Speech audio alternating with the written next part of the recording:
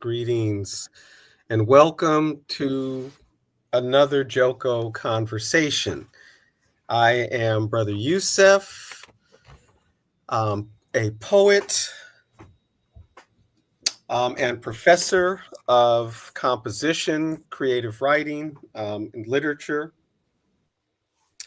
a scholar of cultural studies. And happy to be with you on this eve of the 4th of July, which will be framing our discussion tonight. And I am joined by my partner and comrade, Tasha.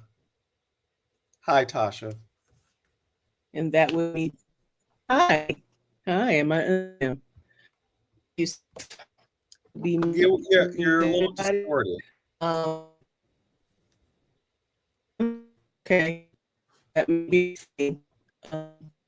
Yeah, both your image and your voice there's a distortion. So we'll see while Tasha troubleshoots the whatever is happening with the technology. I will continue, and yeah, tonight we're looking at, as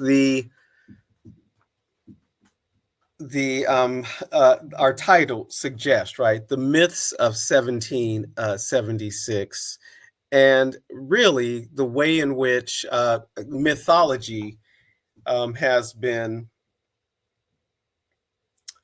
built around those folks identified as the founding fathers.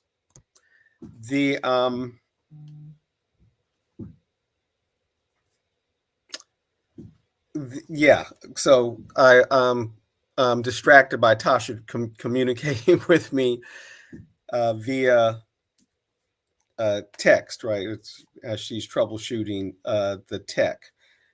So I'll take this moment, which is something she often does, and I think she does so well. Is we always acknowledge when we do this, we act in the tradition and in honor of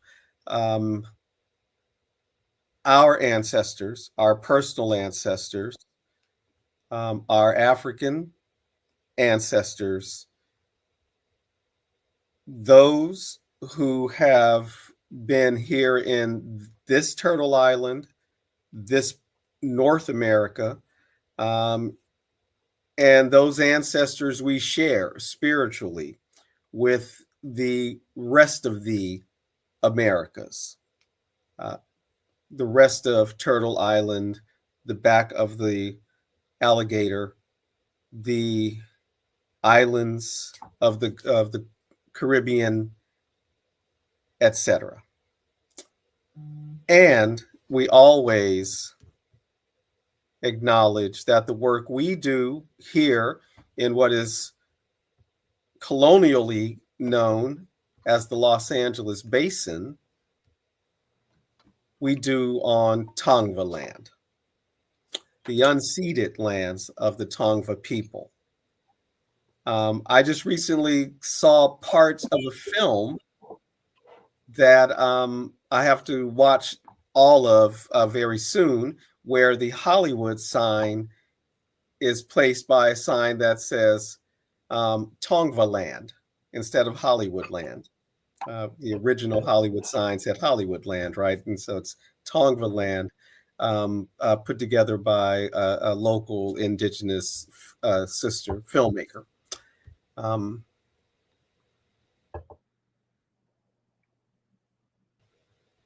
Okay, welcome back, Tasha. Why, thank you. All right, And yes. we hope this makes a difference. Hope I'm in a more stable location Yes. in the room. Okay. Everything is more stable, right? All right, Yeah. good. The distortions are gone. Good. So I did, a little greeting, a little opening, tried to, not nearly with the eloquence you do, when you invoke our ancestors. But I did it. And with sincerity. And they're here with us. Everybody, we have everybody's attention. That's right. Yeah. Yeah. Yes. Wonderful. So, you didn't get a chance to say hi, though. So. I didn't get a chance to say hi. Oh, so that my hi wasn't, I was already out when I was saying hi. Greetings. Yeah. Hello. Yes, I'm glad to be with everybody and looking forward to sharing. Might as well start asking now for you guys to put in some comments and maybe even throw up some comments while we're here. And I think we can still see them actually if they come in on StreamYard. So if you're watching us, comment or leave a comment or join the conversations, Joko conversations. Yeah. And yeah, that's it. Glad to be here doing what we can to add to the broadening and reinforcing the discourse of resistance, because that's where it's at. Because that's where changing it's at. Minds. Yep. That is that's great language to use. Resistance, because the scholar we're looking at tonight, right, we're going to share, is using that language himself, right? He's writing something that he's calling a resistance history of the United States. And has been making posts about a philosophy of resistance, what resistance needs to look like, etc. Right? So on that theme of resistance, right? And that is Tad Sturmer. I do believe I'm pronouncing his name correctly. That he pronounces it Tad Sturmer.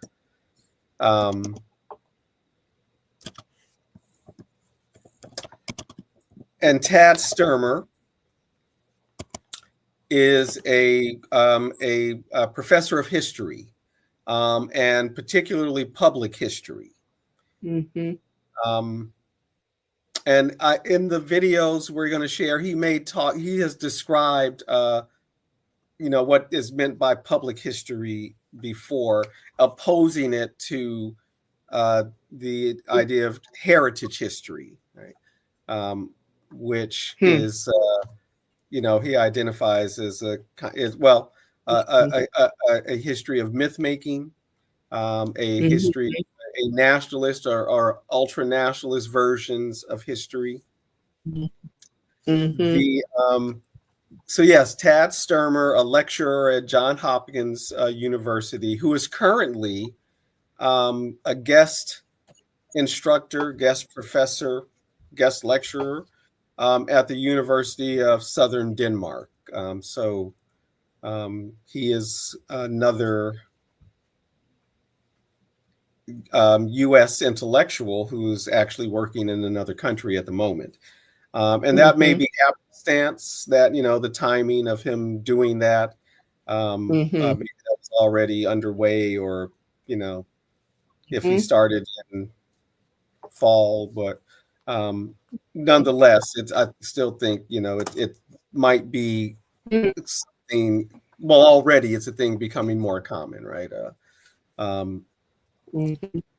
Researchers, scholars, and researchers, scholars, artists, choosing to move out of the country, something we see under fascist regimes. Um, the or I guess, one can even say authoritarian regimes, right? Mm-hmm. So Tad Sturmer's his area of specialization is actually the 18th century, the period of the um, U.S. War for Independence, that shouldn't be called a revolution, because they were doing everything they could to not make it revolutionary. A Mm-hmm. transfer of power, but not a real change in the system, particularly the economic system, right? The replacing of the king and a House of Lords, with propertied gentlemen. Yes. Um, Yes. so anyway, as we Mm-hmm. approach, right, the 4th of July, tomorrow, and we know, Mm-hmm. that there will be, and there have already been, right, the rehashings of the myths of the founding of this country, right? The great democratic experiment, as it is often characterized, and even by those who might consider themselves left of center, wherever the center is. Um, Mm-hmm. and Professor Sturmer challenges all of that, right? So we wanted to share a couple of his videos, and then, well, one at a time, right? And then, have some discussion about them. So Yes, and turn on our how viewers to Tad's camera. They're not already turned on. say again? Said yes, and turn on our viewers to Yes, Tad Sturmer if they're not already turned on. that's right. Um, He's in. as we're sharing from his YouTube channel. So, Tasha, the first one we want to share, can we share the what the founders really built? Okay. And we'll let Tad take it over for the next 5+ minutes. Whoopsie. Okay. We got to try to do that again. I had it going good too. Mm, You know? I completely forgot. And there we are. Okay. Okay. Yeah, we can go for it. Yep. If I can. Okay, I believe this is what I must do.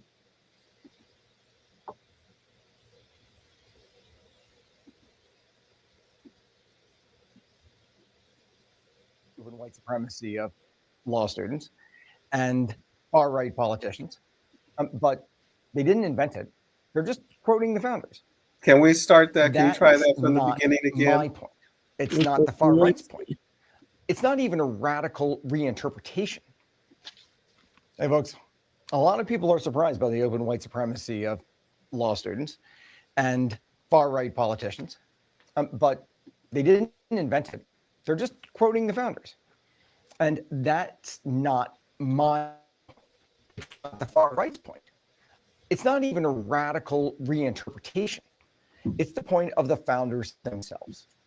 Now, I was trained in the Atlantic School of History to understand the 18th century on its own terms, without the lens of nationalism or artificial anonymity. Go where the facts and sources lead, and don't romanticize these people. Don't romanticize that moment. Take them seriously on their terms.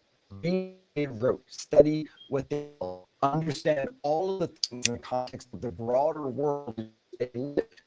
Listen to what they said about who should be free and who shouldn't. We don't say they wanted a white state. They did. We don't say they wanted democracy. They did.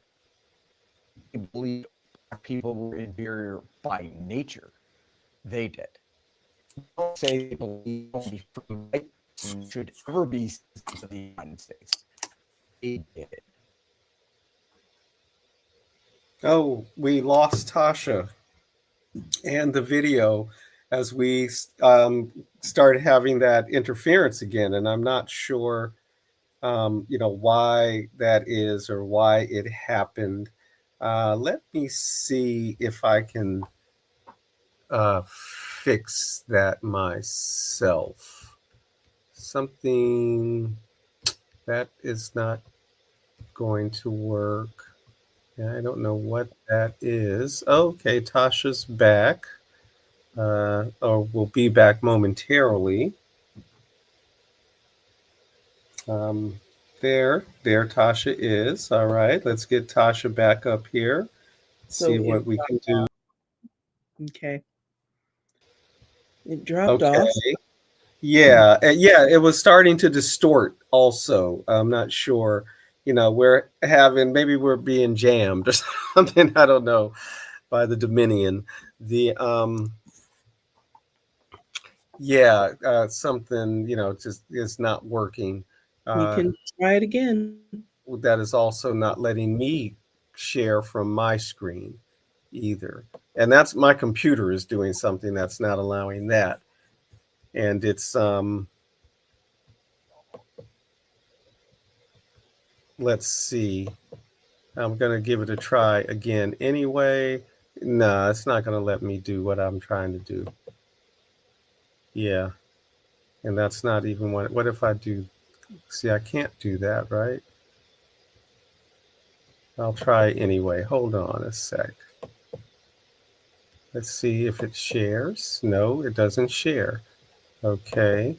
So if I go to the window and try to share, yeah, you won't let me do that though. So we are having technical Technical difficulties difficulties. to Shall make I it. go ahead and try again? Yeah, you should, because you at Oh, least were able to get it on the screen. okay. So yeah, you should. And see if we can get it on the screen, because yeah, you were able to get it on the screen and it was started. So can you start it again Take The seriously beginning? on their From terms. the from the beginning? beginning? Read Yeah, what they because wrote, really there was study distortion, what they couldn't really built, hear him. understand, surprised by the open white supremacy of law students. And hey, folks, a lot of people are surprised by the open white supremacy of law students and far right politicians, but they didn't invent it. They're just quoting the founders. And that's not my point. It's not the far right's point. It's not even a radical reinterpretation. It's the point of the founders themselves. Now, I was trained in the Atlantic School of History to understand the 18th century on its own terms, without the lens of nationalism or artificial lines drawn on a map. Go where the facts and sources lead, and don't romanticize these people. Don't romanticize that moment. Take them seriously on their terms. Read what they wrote, study what they built, understand all of the things in the context of the broader world in which they lived. listen to what they said about who should be free and who shouldn't. We don't say they wanted a white ethno state. They did. We don't say they opposed democracy. They did. We don't say they believed Black people were inferior by nature. They did. We don't say they believed only free white persons should ever be citizens of the United States. They did. That's revisionism. That's taking them at their word. That's not modern imposition. That's fidelity to their record. That's what treating them as real men, not demigods, actually means.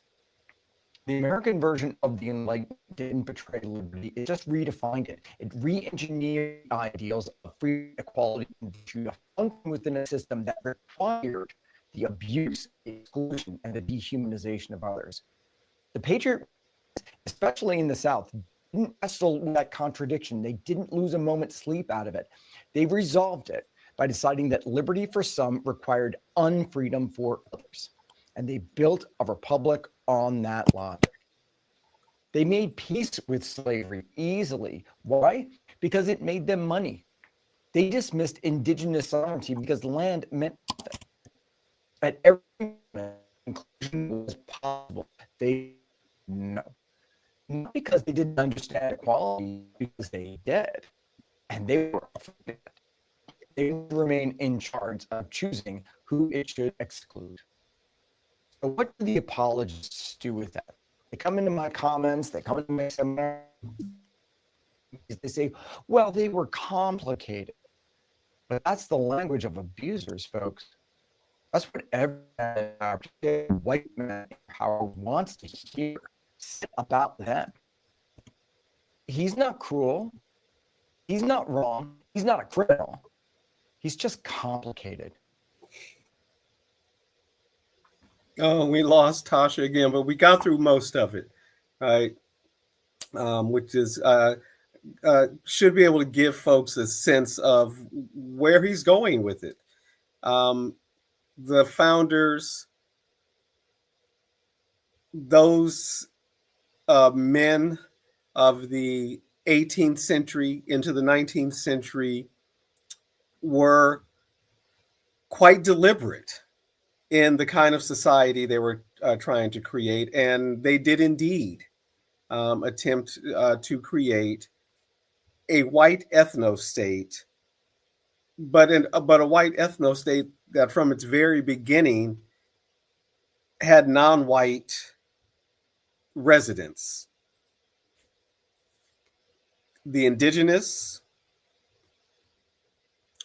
who, regardless of the propaganda, were not wiped out, right, are still here, even if in greatly reduced numbers because of the genocidal character of the Settlers Project, but nonetheless have remained, and in every part of the United States, right, every region of the United States, as well as the enslaved population imported from Africa and other locales in the Americas where Africans had already been displaced. So that's why we wanted to use Tad Sturmer as a jumping off point, right? His conversation about who the what was the project of the founders as we come to this moment where the United States is going to be celebrating its birthday, right? The 4th of July Declaration of Independence. And I think historically there's something that maybe it was actually signed on the 3rd, which would be today, and then published on the 4th, something like that. I don't know the exact details of that. And I wasn't planning on talking to you by myself, right? So, but having a conversation, because otherwise, it isn't really a conversation. Wanted to get to that effort, right? Or to use the content of Professor Sturmer's commentary for us to respond to. So I will go ahead and make a comment about his opening comment. His opening comment, that throwaway line at the beginning of the open white supremacy of politicians, right-wing politicians, and law students. There's apparently a document out here in the world. I'm not sure where one can find it. I think it is called, and I think it's called the Damski paper. I don't know if it's a report. The Damski paper. Damski is a law student, if I believe correctly, in Florida, who in fact kind of makes the argument of the founders. That the United States is rightfully, I think is the language, right, of rightfully a white ethno state, and that the democratic reforms that are represented, whatever rights and privileges that accrue to citizens really accrue to white citizens, because that's who the Americans actually are, right? That this is the law student, the open white supremacy of a law student he's referring to, and apparently this is, I just heard of it about earlier this week or maybe last week. This paper that's out there. Mm-hmm. Damski is the name, right? The Damski paper, Damski something, right? Damski paper. Mm-hmm. So just that reference he made. The technology just doesn't want to cooperate with us tonight. I should be able to share. I keep getting this message. I need to click, the screen icon on my address bar, except I don't have a screen icon on my address bar. So, what am I supposed to do, right? Yeah, but we just kind of accept that our little screen sharing thing is going to need some work, and exactly. If it becomes a thing where we're constantly off, then I'm going to suggest that we put it down, because that's a struggle for the viewer. Well, we don't need to try to get back to it tonight, right? Because we tried 2 or 3 times already. But that's something to solve for later. And I actually, I'm trying to be on this computer and not my work computer. I think, I don't think I'd have the issue on my work computer, but I think I know that now. So whatever the case may be. And that's the world MAGA's trying to recreate. Many of us have been saying since 2015, Make America Great Again always had the subtext of Make America White Again, which it never was, a lily white state, as they say. So really that's put white men back in charge of everything, everywhere again. They want to take back the little 15% that they didn't have. And I'm being generous, because I think it was probably 90% of everything that, leadership positions, etc. But that grievance politics of the last 50, 60 years. Reemerging.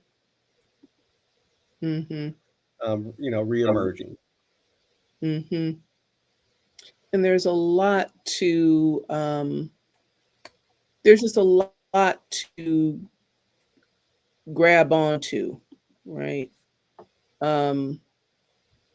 In terms of the grievance politic, in terms of, this period, and I don't even know if this was actually heard before it dropped off. Says, I'm having trouble connecting again. Am I remaining clear? or can Mm-hmm. okay. Um, so yeah, not knowing much was actually heard before we lost the connection to the Sturmer video, but um, this making this point that about what was originally intended. What I was trying to say, where my mind was trying to go, was that there's a lot for folk to grab onto. Oh, that's what I was trying to recall from Sturmer. That he speaks to the conditioning and the kind of the misrepresentation of the founding intent and the intent of this whole conversation. I always hear what this nation is about. The whole that's not Mm-hmm. America. This is Mm-hmm. the and You are so starting there's to so much for distort folk. again. All right, You are, well, yeah. We're uh, fighting distortion, okay. I and I don't know how we solve that. Um, Neither do I. is it So a maybe Wi-Fi issue? me not from what I see. I don't know if you can hear me at all. Now you're clear again. Okay. I don't know why it's So going let's in and out. see. There's no way of knowing what's going on as people are trying to listen, anyone who might try to listen. So why don't we try to just you talk? And because I think you have less of a poor connection. Well, I don't know what it's like on your end. On my end, I'm fine, right? Hear you. Yeah, I can hear you. But so here we are hosting Yeah, folk. but that's not a conversation. I'm not trying to Yeah. give a lecture. The right. So, maybe the forces of technology win tonight. Um, I see the thing you put up there about the University of Florida's and the backlash that they're facing over this paper. Maybe Yeah. you have some sense of how recent the paper was published or shared or something.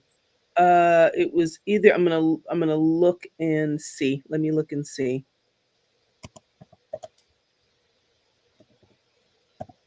So it was either I think it may have been last year. Mm-hmm. Okay. So during the election Nope, campaign. June. Nope, June. Oh, so just last month. Okay. Yeah. Um, okay. I guess I can put his name up there. Damsky is enough. It already was up there. Okay. Not Preston. trying to give no more juice than he already got. The But I think one of the things that Sturmer was getting at in that video and the other one we wanted to share is one of the central myths of 1776 and the independence, this period of the so-called founding fathers, even is that they did not create a democracy, didn't intend to create a democracy, and that a republic doesn't have to be democratic in order to be a republic. Because that just means it's public, right? It's not privately owned. It doesn't belong to a monarch. Mm-hmm. It's a public Mm-hmm. thing. That is a literal translation of the word, or res publica, Mm-hmm. right? The Latin public things. The Things. state is a Mm-hmm. public thing, right? Um, that Mm-hmm. state doesn't, that public thing doesn't have to be democratic the way we think of it. What we're thinking of Mm-hmm. is democratic, right? Um, Mm-hmm. and I think that's that's like the central myth, Yes. along with the individual mythologies around the various, founding fathers Mm-hmm. and the erasure of their of their role in the system of enslavement and the plantation economies and the mercantile economy. Um, and that triangle trade that we learn about in middle school and up, the and their direct involvement in displacing First Nations and removing First Nations and massacring, right, First Nations folks, and the other, the class character, right? Absolutely. Of the movement, right? All of those things that get erased from the official stories we're going to be hearing for the next week, for this weekend. Right. And that being primary, the class conversation was up for debate, and correct me because I have no historical continuity, or it's very vague, but this is just a logic of this and what I think I understand, that the question of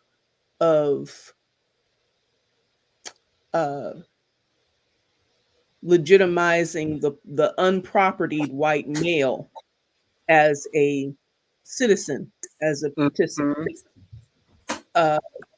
would be among had to be the original conversations. I can't imagine that there was a conversation about Africans being legitimated as citizens.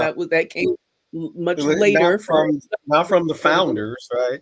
Certainly not from the founders, right? Maybe certainly again, Thomas Paine, perhaps, right? Maybe Thomas Paine among them, because it's not right. Because it's also never monolithic. Right. These but it also stands to reason that Thomas Paine was an outsider, among the founders and marginalized by the group, right?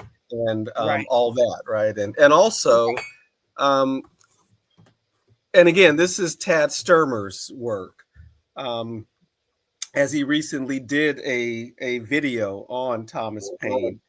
How Thomas Paine was useful because he had the language and was the one who was able to appeal to the working classes, and to get workers and peasants, workers and farmers on board with an independence movement, because otherwise, the white workers of the colonies had no interest in this dispute among the landed gentry and the king, right? The owners of commerce and the king. But Thomas Paine had the language that appealed to the common sense, right? That appealed to the majority of people, and was also the one, calling for the abolition of slavery, right? Is this a revolution or not? Well, the answer was not, right? Not, no. So, and he's marginal, and then he gets marginalized, right? So. Right. Got it. That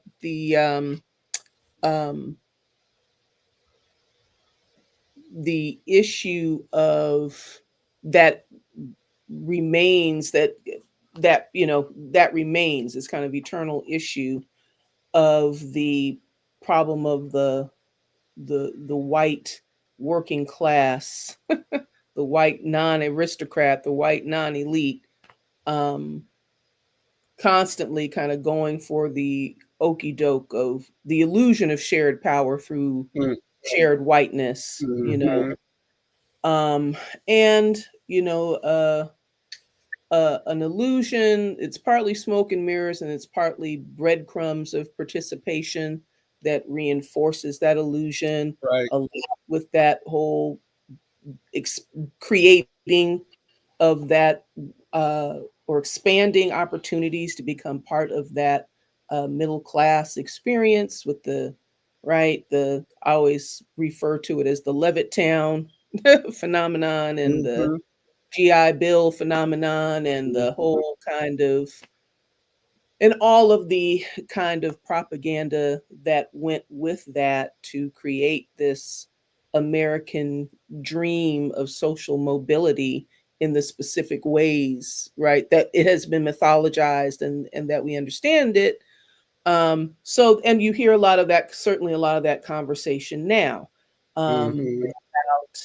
about, the problem as this kind of FAFO phenomenon is unfolding.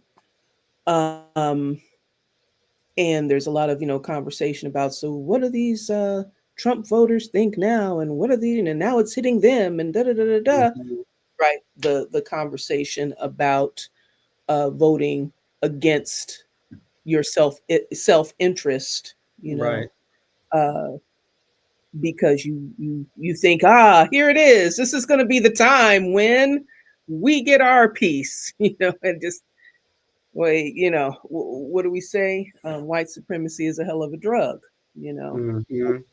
whatnot. And so I very much appreciate, um, as we said before, like the continuum of this conversation of the mythical dimension, the mythology of uh, of American society, all of these and all the things that feed into the mythology. I like the way Sturmer addresses and used the term worship. Uh, Hmm. the worship Yeah. of these folk, and let them be as they are. I don't even know if that was heard before Yeah. it Yeah. dropped. Yeah. This Yes, it with the was. I member of think. the Atlantic School. Let Right. take them at You their word. take them Let them at their be, word. and leave Yes. off. Yeah, leave off the nationalist dream, and that has so much to do, because who's not guilty of it? Everybody is. When I say everybody, that's qualified. Um, but this rush to, I again plead the notion of this is what America is about and the principles that it's founded on and all of these Yes. kinds of things. Everybody's trying to identify that, and only one group is right, and it's the group that says it's supposed to be a white ethno state. They are right, Right. I mean, that's and right. This is what it was in so its founding. Yeah. in its founding, and so And quite however again, the intentionally so. Right. intentionally so, so all of this oft cited, like as he talks about the quote unquote complicated nature, or these personalities being described as complicated, you know when their conduct contradicts or opposes uh, present day values, present Hmm. day vision, day values, and what have you, reminds me of this notion of, well, yes, he was a man of his time, Yeah. a man of his time, absolving folk of, as he says, as Sturmer asserted, criminality, Right. abuse, out and Right. out monstrousness. I think And he addresses that phrasing directly also, right? And does he? yeah, Okay. And the another video, complicated, he's complicated, the man of his time, right?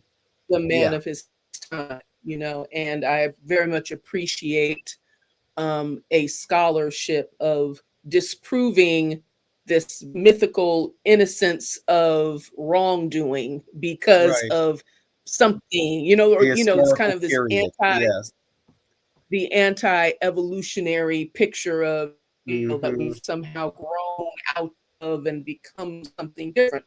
No, there's a certain set of fundamentally fair, humane, respectable human ethics that everyone is Yeah. aware of, and they are conscious of the, because every now and then what peeps out in that conversation, I believe it's in Jefferson's. I believe it comes from Jefferson that one day we will surely be judged, Yeah. but He until does say then, so. Yes. it's back. One day we Until will then, surely be judged, but we can't give this up. day, We, but we the can't give entire this up. It's too the good. country will Yeah. collapse if we give this up. And that If was we true give, because the economy would collapse, right? Because there was the foundation of yes, the yes, economy. The yes, and if there's and a, the but mhm. and the abolitionists of the day were also people of their time. and had the Right. wherewithal to be calling for Right.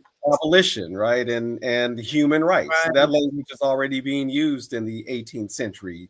Human rights for everyone, for women also. I mean, so yeah, they were also people of their time, right? So, Mhm. how are you And using thank that as an you. excuse? So I look forward to his resistance history Yeah. and appreciate the other appropriate histories, right? That again tell the story of all of the people in their time and all of the Yeah. different voices that were there having these same debates and this same struggle over hegemony, distribution, Hmm. protection, all of these, it's the same kind of Hmm. conversation.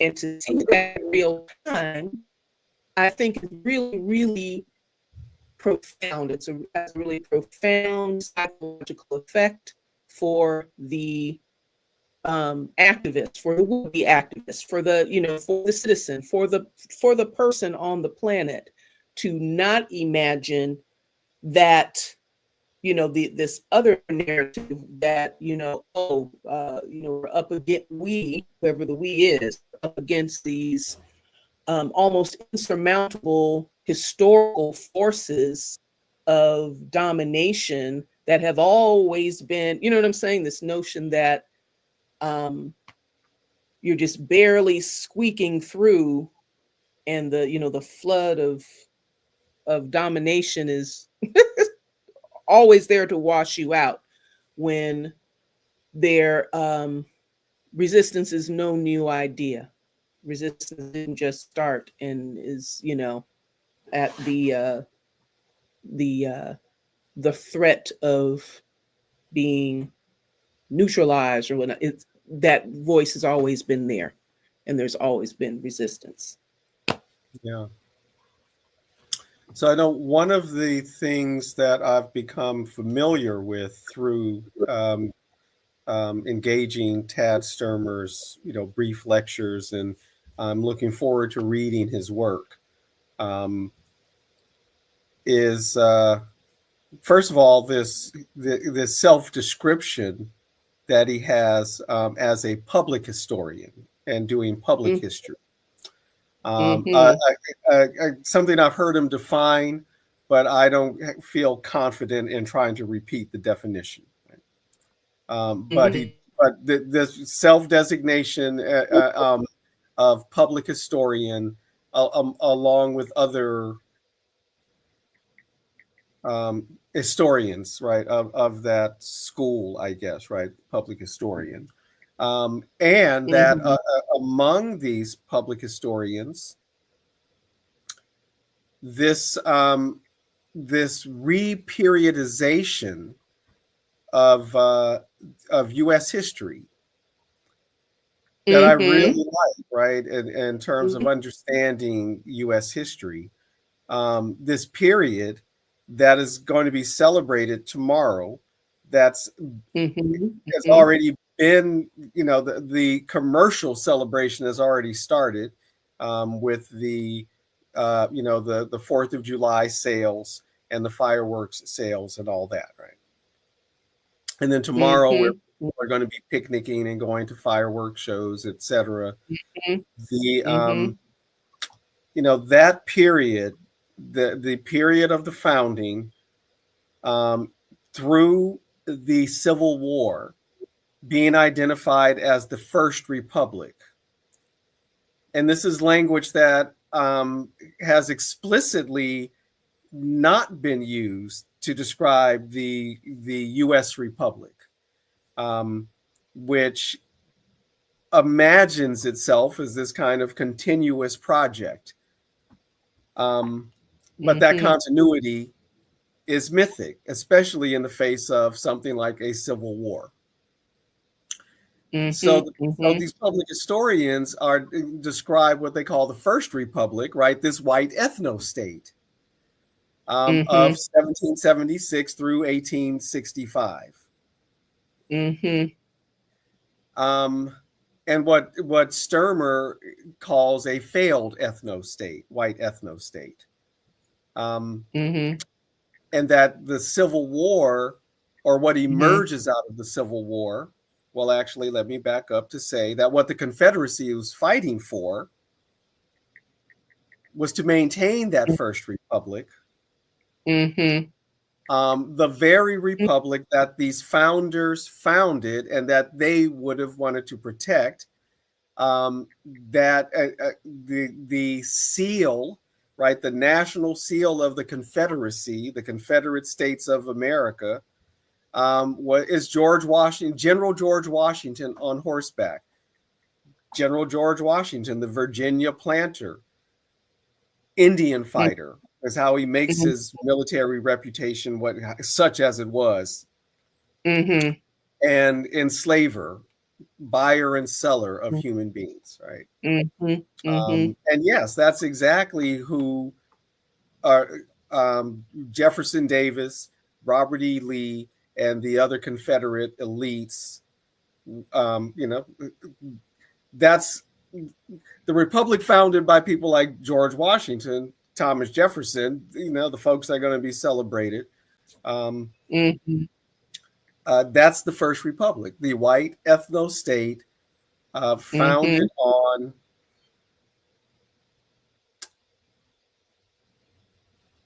the enslavement of Africans, whatever, however genetically mixed one's, line is, primarily Nothing to because do of white male predation, the 20%. and the removal, one way or another, of the indigenous population, right? This is what the founders were dedicated to when they were creating their white ethno-state. And as that white ethno-state incorporated the top 2/3 of Mexico, maybe, or at least top third of Mexico, by 1850, right? Anyway, I like that language because it's language that's typically only associated with the history of modern France, right? The first, I think France is right now on its 5th republic, maybe the 6th republic. So that periodization, and France says that, right? France is like, yes, we're, this is the 5th republic, whatever. But so mainstream U.S. history does not speak in those terms. It only speaks of the republic, the one founded in 1776, and somehow there's continuity to this moment. Right. So that that new periodization that Sturmer and his public historian colleagues are introducing into the discourse, I find really helpful, useful in understanding U.S. history, and probably just the sort of thing that is coming under attack. Absolutely. If they know about it, they may not know about it yet, the way they know about critical race theory that they don't understand. None of which they understand or do understand. That's why it needs to be. They're trying to neutralize I understand at least that much about it, right? Yeah. They understand that much, right? Yeah. If I can pull my thought back.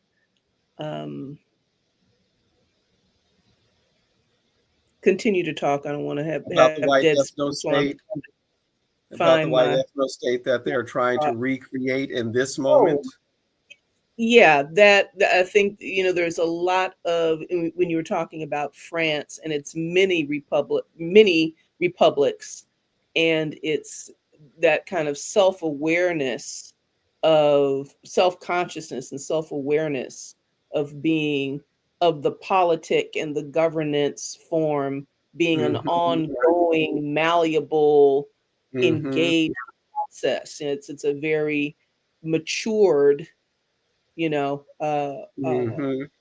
position in contrast to this, American lack of self-consciousness and self-awareness, and this kind of clinging to the, I have a not nice image in mind.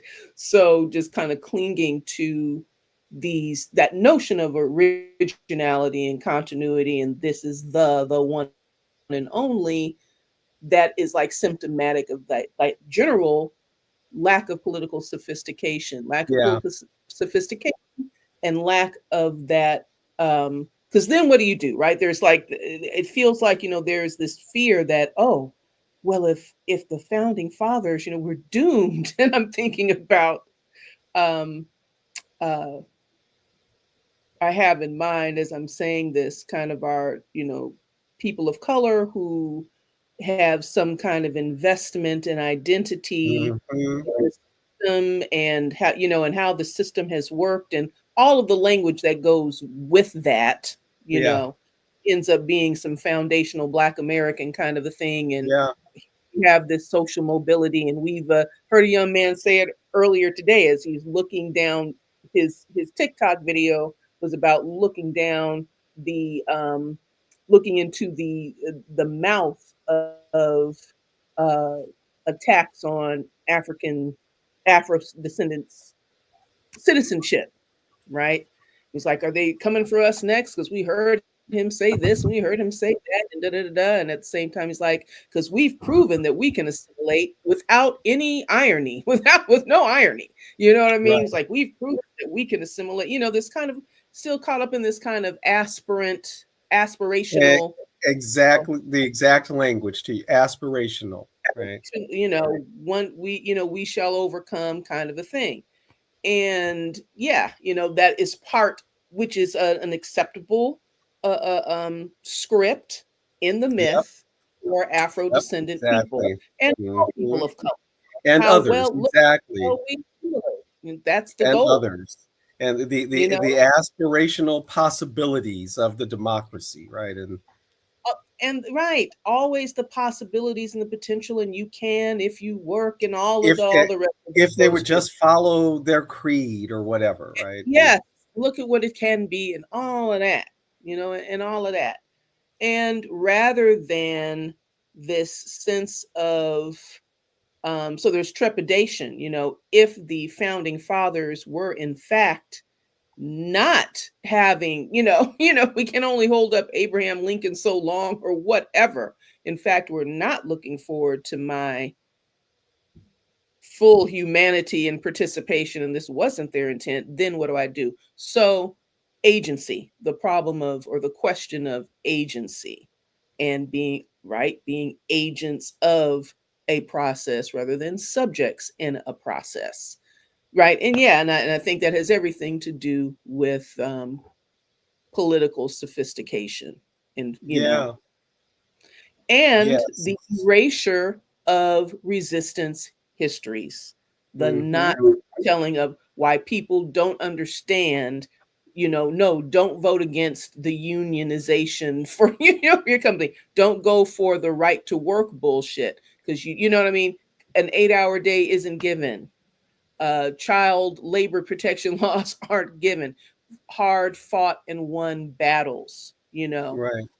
and one is relative, one is relative, because that pressure, right, has long been co-opted. So you still find yourself struggling for a living wage, Hmm. and struggling to have that and have it be a question of national attention and pressure and outrage from the Hmm. bottom up. Hmm. All of these things. So agency, if they didn't have it in mind, we got it in mind. So how do we make this thing? How do we, Hmm. which is another question. Not everybody's interested in answering that question, but you know, that is possible a possible attitude, a possible response. A clear awareness that we need to make it do what it didn't intend to do. Hmm. Well, that's an interesting thought. to make it do what it, but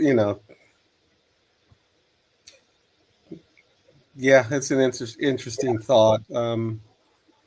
Or let it become something completely different, because it was. Let it become something This is completely different. a Right. question that was asked in a history class I took, early in college, a Black history class, and the instructor asked, near at the end of the semester.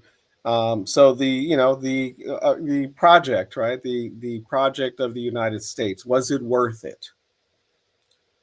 And there were some of the things you might expect to hear, that those aspirational things. Yes, well, it isn't perfect, but it's got these democratic possibilities, blah blah blah, all that stuff, right?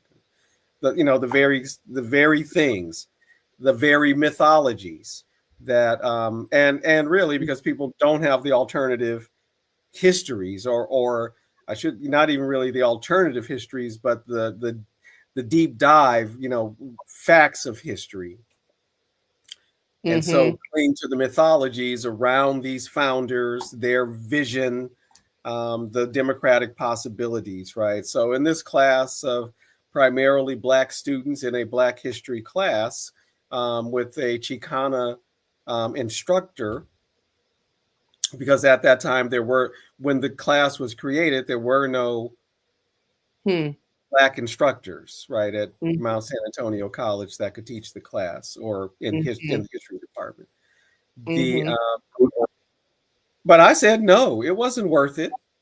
It was, the United States. There's nothing special about the United States. It wasn't worth it. It was not worth the death of all of those Native Americans. It And the was not suffering. worth the suffering of all these Africans, these Hawaiians, these others, right? There's, for some kind of democratic ideal that was never lived up to, and never in the cards, right?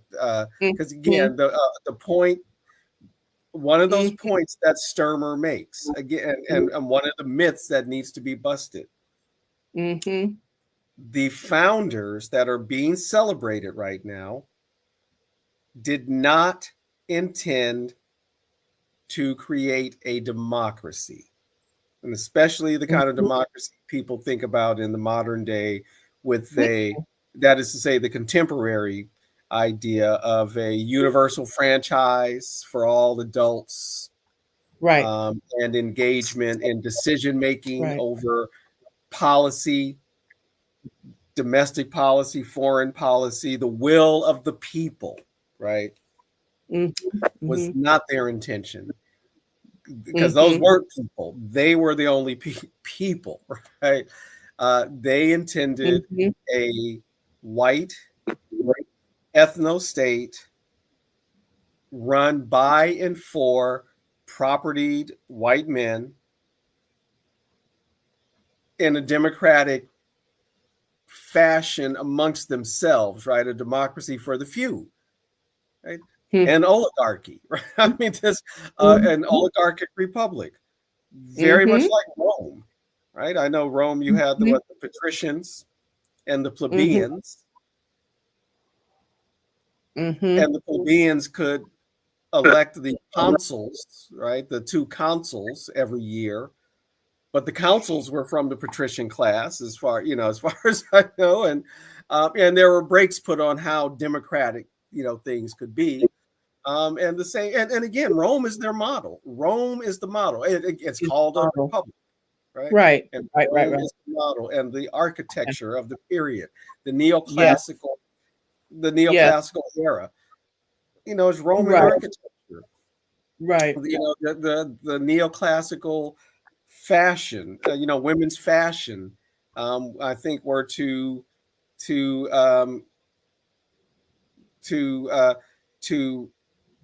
mirror something, sort of Romanesque, in what women wore, etc. Right? The even Napoleon's short haircut was like the Roman haircut, right? Because the Romans cut their hair short and shaved. And what is still considered the typical proper appearance, right, for a professional Yes. man of a particular class in this Of a society. particular class. Yes. Yes. Short hair and shave it. Yeah. Maybe a Yeah. mustache is acceptable, right? And Yes. there's some. I mean, there are also the Germanic traditions, right? That Mm-hmm. so anyway, um, Yeah. that right, they That. whatever the the whatever the democratic language embedded in some Mm-hmm. of these documents, there was never Mm-hmm. any intention for a And general democracy or a widespread democracy franchise, etc. That's one of again probably the central myth, along with the myths of the singular genius of this yes. generation of men. Yes. Criminals, Good God. criminals all.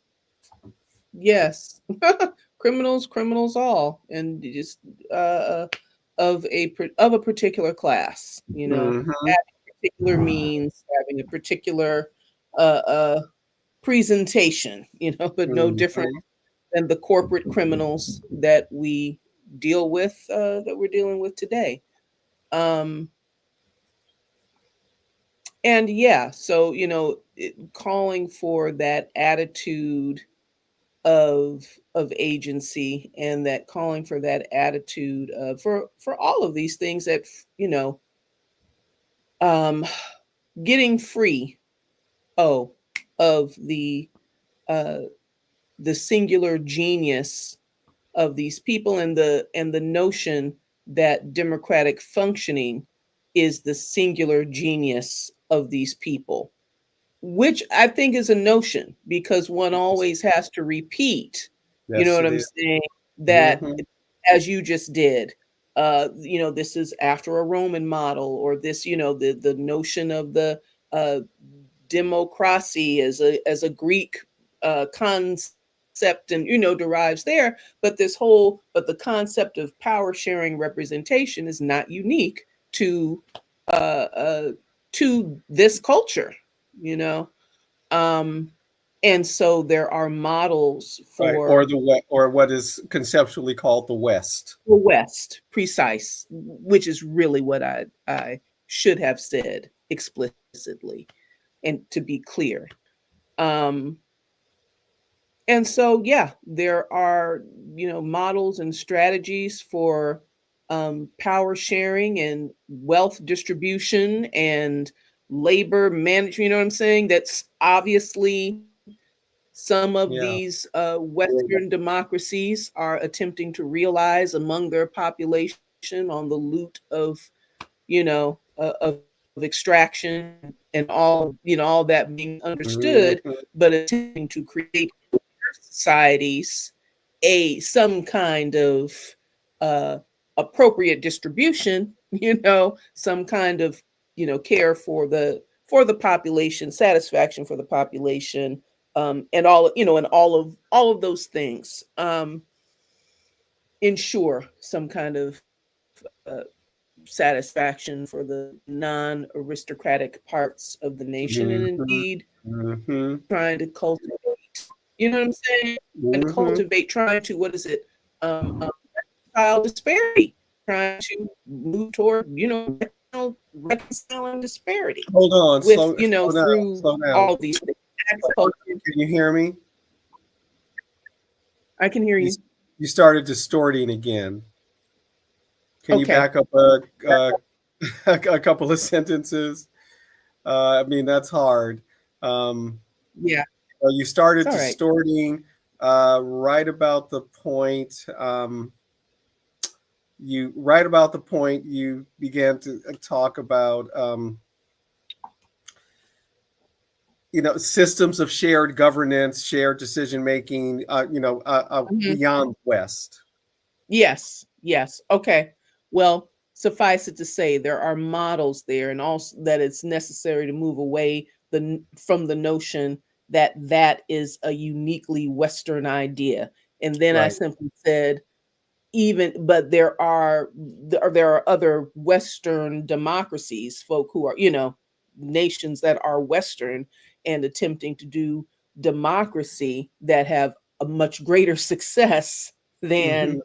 their populations, albeit built up on the extracted wealth of empire and all of The that. unfreedom of other The places. the Yes. fundamental right, you know what I'm saying? But at least are attempting to make their populations Right. to reconcile disparity, to apply Yeah, that's right. scientific And understandings, or and do, try to evolve socially.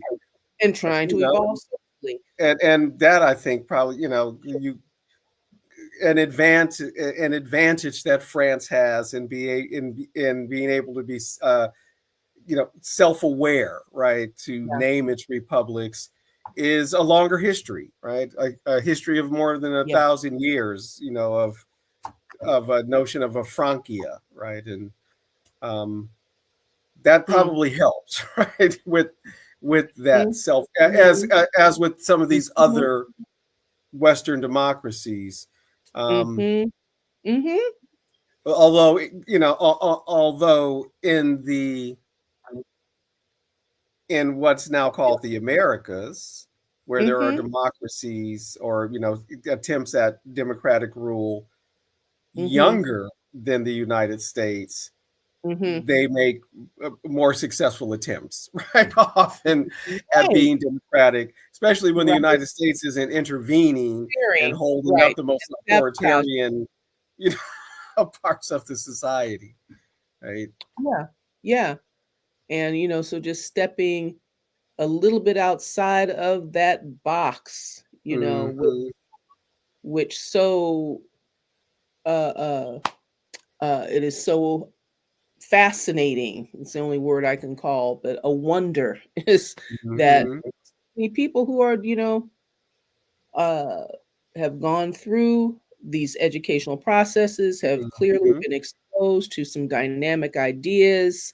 The way I'm hearing some folk who these days who have perhaps left mainstream media or are carving out other niches for themselves, compelled to criticize specifically the authoritarianism that cannot be ignored. And I'm like, wow, to listen to you talk, I would have never known that you had this kind of understanding, this depth of Hmm. understanding.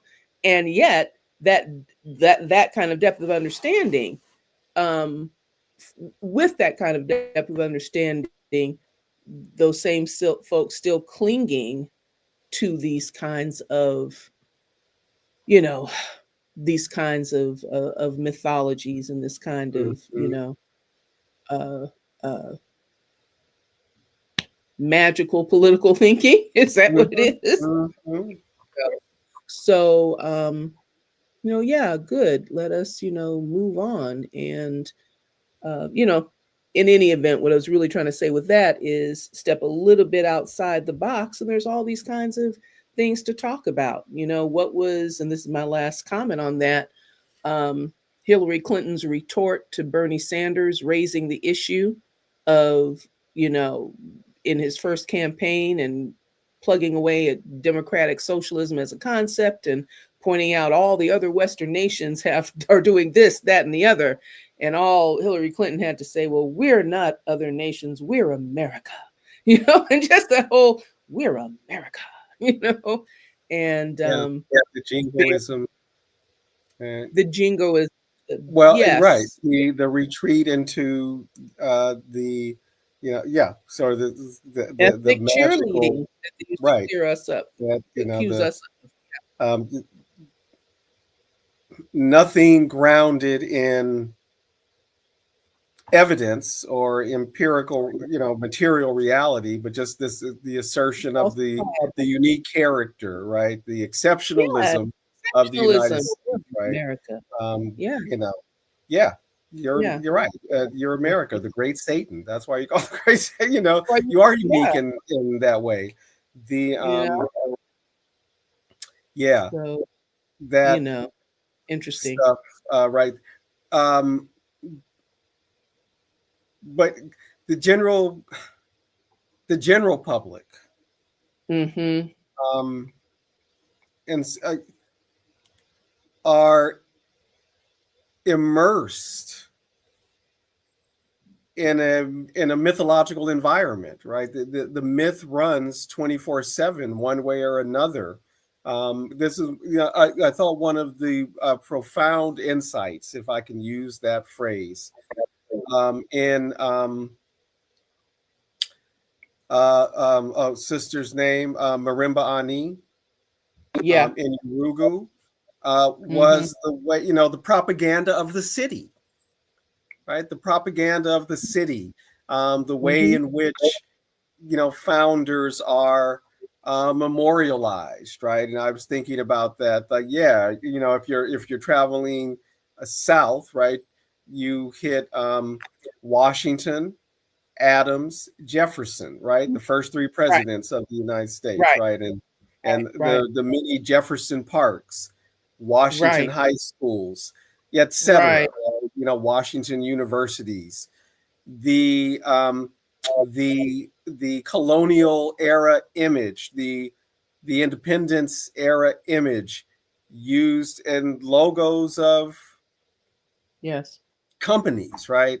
Or maybe Yes. companies that perhaps were founded. I don't know. What is the relationship between Ethan Allen Yeah. and, but Right. that image, that silhouette of Ethan Allen, right, evoking the period, the many television shows, right, the Disney's Davy Crockett, Hmm. and then Davy Crockett. I don't think it was in Disney, but the Daniel Boone series of the 1960s, right? Mm-hmm. There was a series in the early 70s, Mm-hmm. repeating the mythology, extending the mythology, but doing so in a way to exploit the youth culture of the period, and the youth rebellion of the period, right? So there was, I don't think it lasted, maybe it lasted one season or half a season or something, but a show called The Young Rebels, and it was the War of Independence era, engaging with the Marquis de Lafayette, and the various peoples. A more recent TV series and I will say, because as you know, I like fantasy and these kinds of Mm-hmm. things, and Mm-hmm. so what was the TV show on the Fox network? Sleepy Hollow, Mm-hmm. and which was, it was an engaging, Mm-hmm. um, exciting, fun Mm-hmm. show, appropriately Mm-hmm. integrated, right, with the lead Right. character, the man out of time, and the sister who's the police chief in Sleepy Hollow or whatever. The Mm-hmm. But again, it's a show that presents these founders, right, when they have to engage with Washington, with Franklin, with Madison, as these men of singular genius and integrity, and there's no Yes. mention of George Yes. Washington's, well, maybe I Yes. shouldn't say no mention, but a rationalization of George Washington as an enslaver. Mm-hmm. Certainly no Mm-hmm. mention of Benjamin Franklin's years as an enslaver. Mm-hmm. The etc. Right? The singular genius, Thomas Jefferson. Right? So Mm-hmm. the mythology, as I say, it never sleeps. The History Channel, right, that produces these bio, what you sort of bio dramas, that are part reenactment, part documentary. Mm-hmm.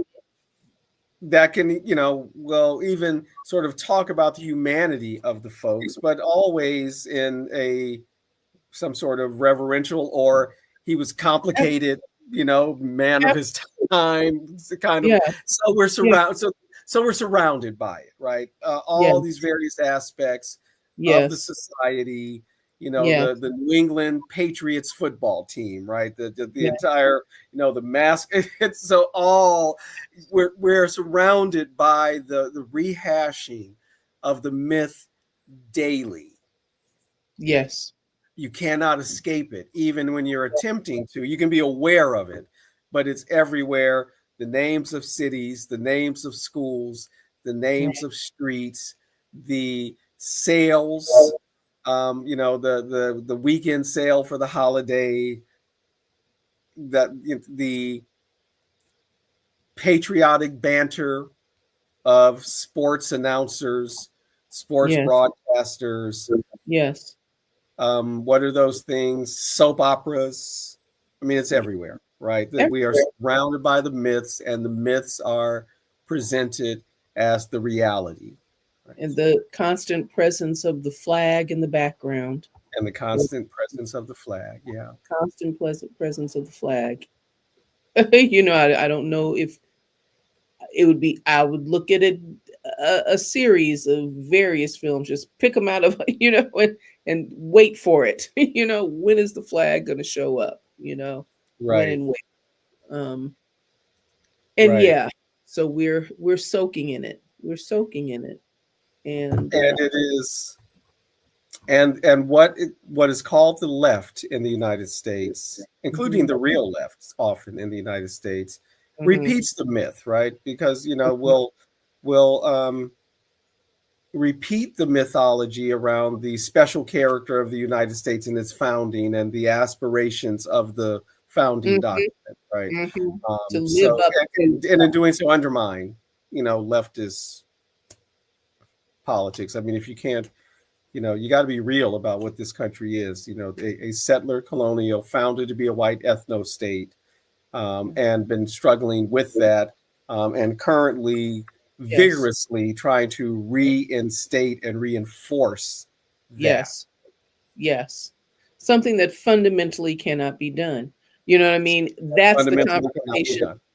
Something that's the conversation to be having. You know what I'm saying? There needs to be a conversation, as we said earlier, about these aspirations, the aspirations of the founding document, and this all this kind of stuff, is that these are not unique aspirations for human societies, Right. and that the notion that there is going to be able to be some kind of power hoarding, you know, in uh, a multi-million uh peopled nation, multi a nation of multiple millions of people, even if where you're trying to do everything you can to maintain and create your majority status and all these kinds of things, and lo and behold, just natural forces, just migration notwithstanding, but migration being another part of the whole complex, as a reaction to the hoarding and looting of resources, right? So people got to Mhm. come to where resources are to try to make lives. Um but anyway, Yeah. the possible task of maintaining this kind of hegemony, not having to share power, you know. How are how do you intend to do that? Anyway, we know how they intend to do it, but I would Well, like to hear more. they're actively embarking on an ethnic cleansing right now. They are Absolutely. building concentration camps, Yes.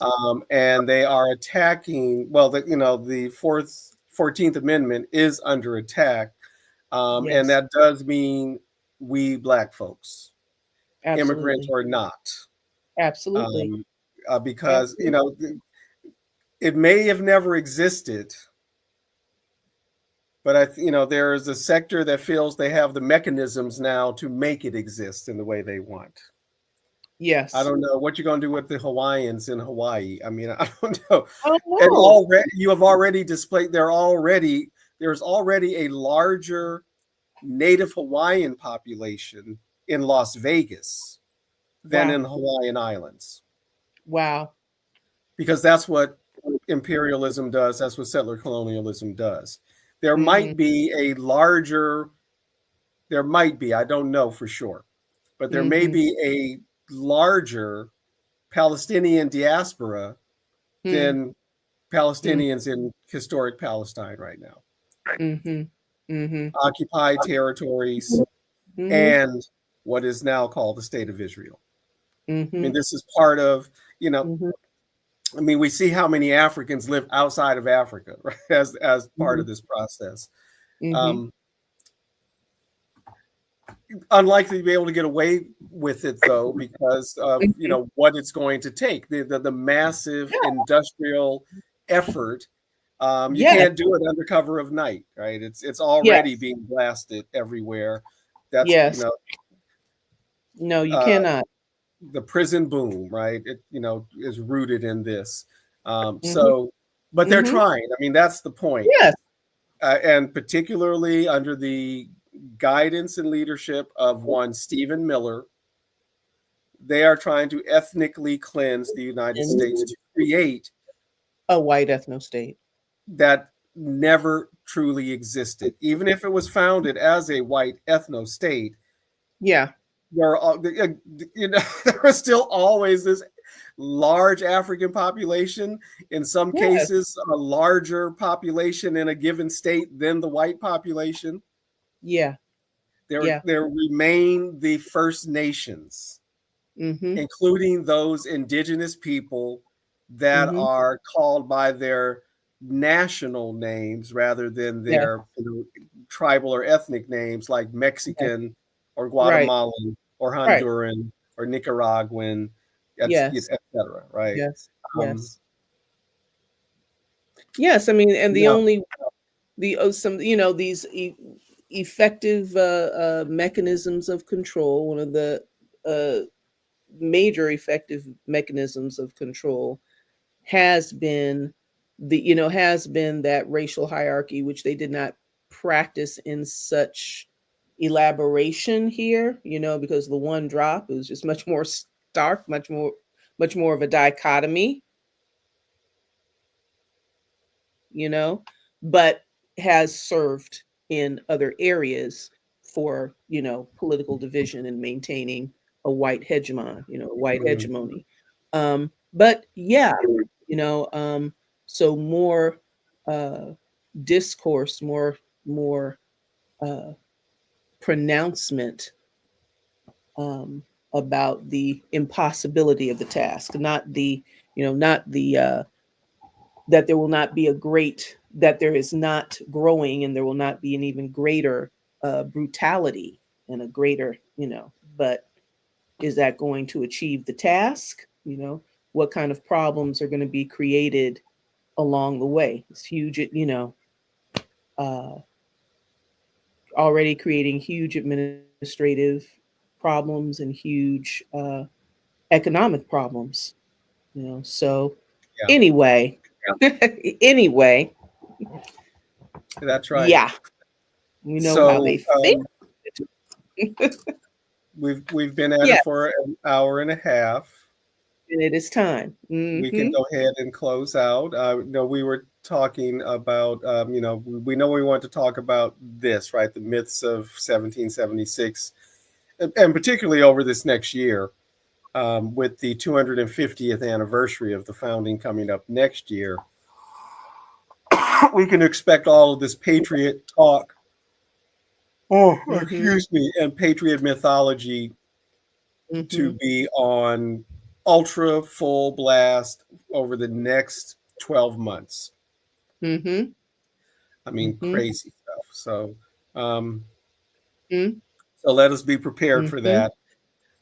One of the things, right, Mm-hmm. that we thought we might get to, and that we will get to next week, then, is to get a little deeper into what's happening here in California with the AB 715, Assembly Bill 715, and the threat it poses. So I'm already making clear my position, right? The threat it poses to freedom of speech, particularly in classrooms. The silencing effect it will have on instructors, on students, on the ability to engage challenging material in the name of protecting or in the name of resisting anti-Semitism.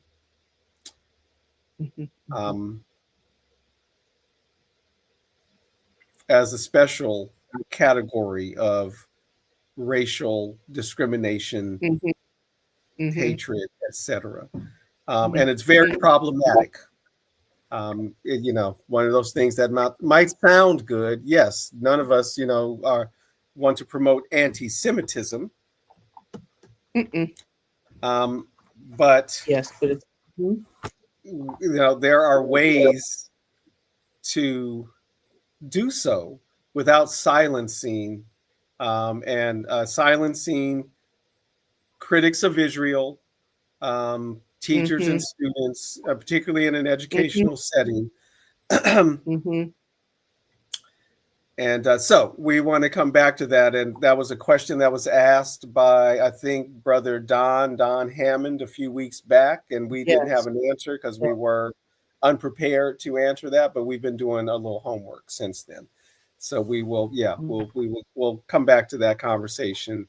And I will use that language again. The threat that Assembly Bill 715 poses represents. Poses in California. And how many representatives of color are uplifting it, are supporting signing on. That's right. That's right. To despite something sponsoring, even co-sponsoring, even. Wow. Right. Despite the detrimental thing. One threats that it poses. One thing that I would put in the pot before we go, before we sign off, is that question of censorship, the question of censoring harmful speech. And I'm just putting out a given that's not, let's just say that speech is harmful, rather than gearing toward opening discourse and dialogue and having a cultural expectation of a forum where ideas can be proven, disproven, where where there is a way of coming to conclusions, right? So that and I don't have any proposal for what that looks like in real time, except that I think it looks like kind of what's already in place. Just needing kind of more of a thrust and more of a support. So don't say this, don't say that. If you say this, that's anti-Semitic and will be held accountable and fined and criminalized and all these different kinds of things. Then setting up structures and having structure that point to exposing, if indeed something is a misrepresentation, how do we put the structures in place to expose misrepresentation? Posing that question rather than proposing silencing.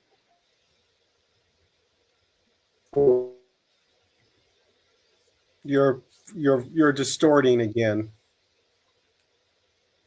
and you're frozen. So we may lose Tasha any moment now if if that freeze is a signal. I think okay, that I think you're back now. No, you froze again. And now you're gone. Okay, folks. Didn't quite hear the end of what Tasha had to say. And I'm not sure if Tasha's going to try to jump back on or not, because we are trying to close out. My guess is she is going to try to jump back on to complete her thoughts for us. So I will I'm trying to spend some time stalling a little bit. Yeah, I was right. She's trying to jump back on now so we can hear, try again to get those final thoughts from her. Let's see if we can get her back in and speaking again. Okay, you want to give it another try? hey, I think I made my point. I think that I was, We and I didn't can hear the see point. myself distorting already. Yeah, No, we couldn't hear the point point is- because you were distorted. Okay, let me make it really tight. Where there is misrepresentation, where there is misrepresentation that is harmful speech, the approach should be to open up discourse to disprove misrepresentation rather than to silence speakers. That would be, not even talking about First Amendments, but that would be a First Amendment friendly approach, and an approach that has perhaps enjoyed more representation in the past. But here we are in this kind of stamp it out, Yes. mentality, Yes. which Well, is really because not. what's at issue isn't really anti-Semitism. No. What is at issue is whether or not the state of Israel can be held to the standard of any other modern state for its treatment of citizens, non-citizens, residents, etc. That's what's at the heart of it. But that's for next week, right? We'll be coming back to AB 715. So thank you. I see we have a couple of viewers. You didn't share any comments during the conversation. If you have some comments to put in, if you want to comment on the video, you can also do that. But we're wrapping for the night. So I want to remind you to subscribe, like, and share, please. And one more time, even if you didn't put any comments in the chat, you can still comment on the video if you would like to share something. And join us next week as Joko Conversations will continue. You want to say good night, Tasha? Good night, Tasha. Good night. And folks, again, thank you. Thank you for joining us. Do join us again. Do spread the word. We will be back maybe Sunday. Don't know that for sure, but certainly next Thursday. Peace.